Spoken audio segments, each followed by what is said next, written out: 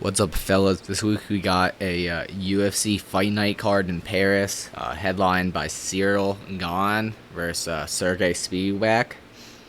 And I'll be honest with you guys, this card has a lot of new fighters to the UFC, a lot of short notice replacements, and I don't know a lot about these guys, so I'm not just gonna throw out some picks on fights I don't know anything about.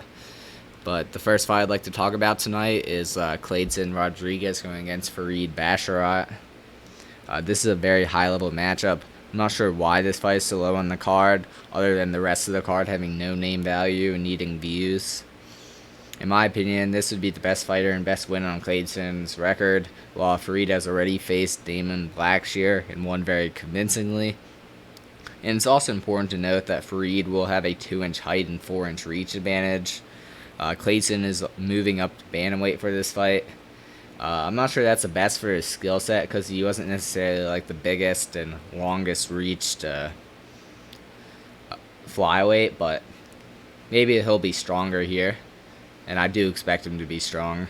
On how this fight will play out, I see it as a true MMA fight with clinching and grappling involved. Both of these fighters have good ground games that they use, and very good striking and complete striking games as well.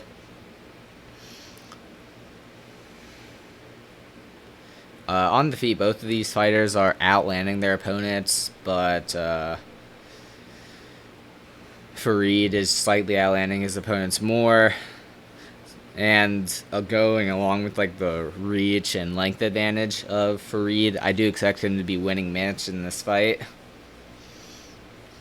I would give the power advantage to Clayton in the striking, but he's not been like just knocking out everybody he sees, so I don't see him knocking out Farid here.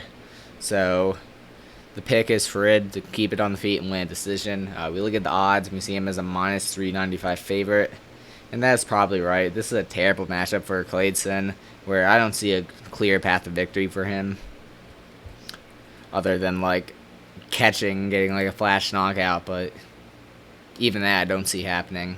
We look at the odds. Basharat by decision saying minus 115. Sub plus 300s. Round 3 / decision saying minus 150. None of those really stand out. The decision line's interesting, but how I'm going to bet this fight is a unanimous decision line, which means like he has to win by unanimous decision. It's sitting at plus 110. I'm going to put 0.75 units on it. And then also you can use the over 1.5 rounds as a parlay piece. Near these fighters have ever been finished, and a lot of their fights have gone to decision. Next up, we have Loosa going against McKee. McKee is making his return to the UFC after losing to Khamzat and Alex Morono. Neither of those are bad looks. Those are both ranked fighters, I believe. Khamzat, potential title challenger at the 170 division. And in this matchup, he will have a 4-inch height and 4-inch reach advantage. Will McKee. And then in Loosa, all 6 of his last fights have gone to decision. I think that could be very well changed here. Reese has been knocked out twice, and he also has a 100% finish rate. Many of them coming in the third and other later rounds. Especially with Anj having questionable cardio here, I do see Reese taking over late and potentially knocking him out or winning a close decision that comes down to who won the second round. The pick is McKee knockout. We look at the odds and we see him as minus 166 favorite. Reese plus 140. I like the money line for Reese, and I'm going to put 0.6 units on it. It's about a pick 'em on fight goes to decision. I'm not confident either way on where this fight will go. One thing that also is interesting is the round 3 prop for McKee. We look at the odds and we see it sitting at... Hold up, I'm pulling it up right now.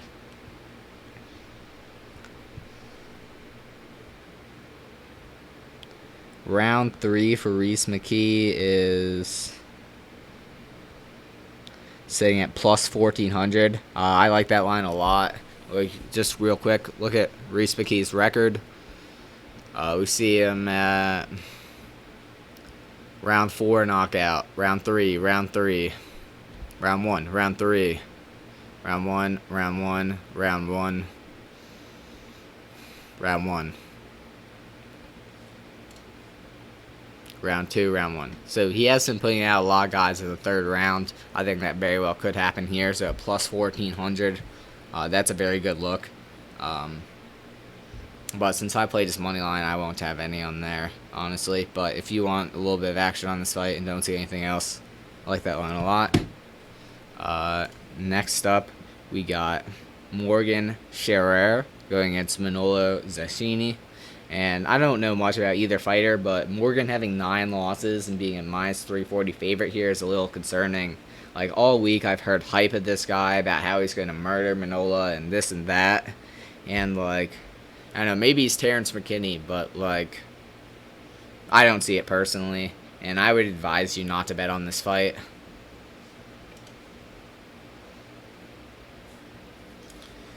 Next up, we got Volkan Oezdemir going against Brogdon Guskov. Volkan Oezdemir has gone 3-5 after getting knocked out by Daniel Cormier, and has honestly not looked like the same person, but he is fighting the best fighters in the division. And at 33 years old, he probably should have something left to give and be a way more skilled fighter than Brogdon here, who's making his UFC debut on short notice. But something scares me about this fight. Bogdan is just going to go in there, I believe, brawl and try and knock him out, kill or be killed. And every single one of his fights, except for maybe 2 or 3, have ended in the first round, and that's in like 16 fights. So I do see this fight being violent, but it's a little concerning with how many of Oezdemir's last couple fights have gone to decision against like Paul Craig and Nikita Krylov. Like, why are those fights going to decision? But I don't know. The pick is Oezdemir to get this fight done by knockout. We look at the odds. Oezdemir is a minus 185 favorite. That's too wide for me to bet. The fight doesn't go to decision. Props at minus 500. That's unplayable for me. Maybe you could parlay if you really wanted to, but I'd stay away after like the Oezdemir's last 2 fights going to decision, but probably does hit. The Oezdemir by KO line sitting minus 110. That's unplayable as well. Bogdan has been knocked out before, but yeah, I just don't like that chalk for that line. Just staying away from this fight. Next up, we got Benoit Saint Denis going against Thiago Moises. Benoit Saint Denis is coming off one of the best performances of his career against a highly touted prospect in Ismail Bonfim. This matchup is a grappler versus grappler matchup that should be a very close and competitive fight. I do favor the size and strength of Saint Denis in the grappling exchanges to come out on top, but it could be very close. And then in the striking, I do favor Saint Denis as well. I believe he has a lot more power and is much more willing to exchange. And I don't think he will be concerned about the pot shots coming back at him from Thiago. Both of these fighters are getting outlanded by over 1.5 strikes per minute on the feet. So hard to tell who is going to be like winning the striking exchanges here. But I would have to give the power to Saint Denis, like I said, and guess that he'll probably be winning striking exchanges. Also going to guess that he'll be good early grappling, but one mistake on the mat and this fight's going to be over. We look at the odds. Like, my pick is Saint Denis by decision. We look at the odds and we see him as a minus 165 favorite. That's about where it should be. The fight doesn't go to decision, it's minus 165. That's a little more chalky than I thought, but one mistake on the mat and this fight could be over, especially with Saint Denis, who has a 100% finish rate. Thiago Moises coming off back-to-back submission wins. I was thinking that Saint Denis would have most of the finishing equity here in this matchup, sitting as a minus. So I looked at the fight, the finish only odds, and sitting at minus 225. I'm not going to play that. I think Saint Denis could flip on banana peel. He could gas out and get subs. So not all that interested in it. Next up, we got Manon Fiorot going against Rose Namajunas. Rose is moving up to 125. And quite frankly, I don't believe this is a good move at all for her career. In this matchup, I think she's going to struggle against the power and physicality of Manon Fiorot. And then the other thing is I have a hard time seeing Rose dancing around Manon and winning a decision. This is the same girl who lost her belt in a stand-up contest against Carla Esparza. And then in the numbers, Rose I definitely has faced a better strength of schedule over a much larger sample size, but she's only outlanding her opponents by 0.16 strikes per minute, while Manon is outlanding her opponents by 3.44 strikes per minute. So I do believe Manon will potentially be out-voluming Rose. And if she's out-voluming Rose, out-powering Rose, she also on paper has a 71% striking defense, which is very, very high compared to Rose, who's 61%. Both fighters have very good striking defense, but if Manon's handily beating Caitlin Chukagian, who's very tall, rangy kickboxer, I don't see why she can't do the same thing to Rose here. So I'm picking Manon by decision. Pretty confident in it. We'll look at the odds, and we see her as a -200 favorite, and Rose as a +164 dog. I'm just gonna stay away from this fight betting, but we see the fight goes to decision, sitting at -210. Rose has been to a lot of close decisions, so maybe the fight ends by split decision at +400 is worth a look, but that's pretty bet down right now. So I'm just gonna step away from this fight.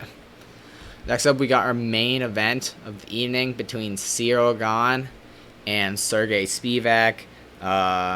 This is a classic striker versus grappler spot. I hope Gane has been working on his grappling since his 2 fights against Jones and Francis.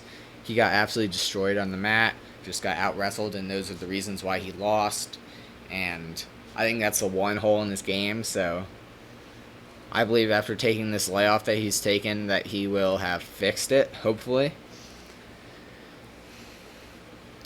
And then, especially with the grapplers coming up in the division, I know Blades has not really, panned out to be, show off all his skills, but he's a very high-level wrestler who has not fought Gane yet. That matchup is coming up down the road. And then Jalton Almeida has looked like an absolute killer wrestler here. And I think he could very well be a future matchup for Ciryl Gane. And then my honest opinion on why this matchup is made, I think it's a showcase spot to showcase that Ciryl Gane has fixed his grappling hole, and I think he's going to just dominate Serghei Spivac until knocking him out eventually.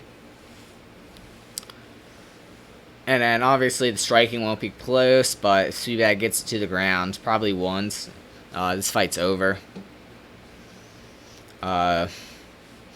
But this is a 5-round fight. I don't see Spivac lasting the full 5 rounds. I believe if it gets out of the first round, he's not going to be able to get a takedown. Or, I think he actually does train pretty hard. He is a good fighter. He could probably do it in the second round too, but after second round, it's over. I'm not really too confident on what round Ciryl Gane will knock him out in, because he does sort of take his time in there looking for the finish, just kind of pieces him apart until, the fighter just doesn't want to be in there anymore. But I am picking him to win by knockout, and I am super confident in this spot. I think all arrows are pointing towards him to just dominate Serghei, but kind of just praying that he's been grappling. I listened to his video and I didn't hear anything about his post-fight or pre-fight press conference. I didn't hear a single thing about how much he's been training grappling. All I've been hearing is that, I respect this, I respect that, but I want to hear that this dude's been grappling. So we look at the odds, see him as a -200 favorite, and Spivac as a +164 dog. I thought this line should be way wider, and I'm going to hammer some money on Ciryl Gane. I'm going to put 2 units on his money line. We also see the KO prop saying at -105. I'm going to have a unit on that. And then I'm going to put the fight doesn't go to decision at minus 550 in my parlay. So I have a lot invested in this fight, and I'm just very confident Ciryl Gane to get it done. This week's parlay, like I said, I got fight doesn't go to decision at minus 550 in the Ciryl Gane versus Serghei Spivac fight. I'm very scared, but I have the fight doesn't go to decision at minus 500 in the Volkan Oezdemir versus Bogdan Guskov fight. And then I have the over 1.5 rounds in the Clayton Rodriguez versus Farid Basharat fight. And that parlay comes out to about minus 120. So, good luck, guys, and have a nice weekend.